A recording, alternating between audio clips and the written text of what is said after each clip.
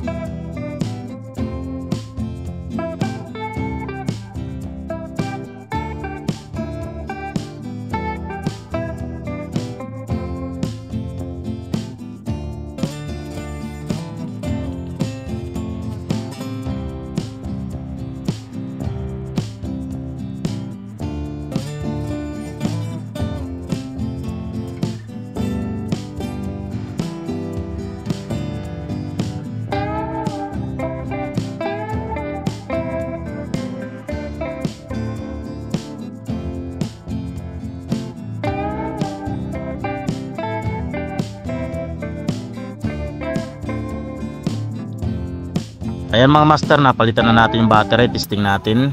Okay, nag-power na at ditong lead light. Ayan.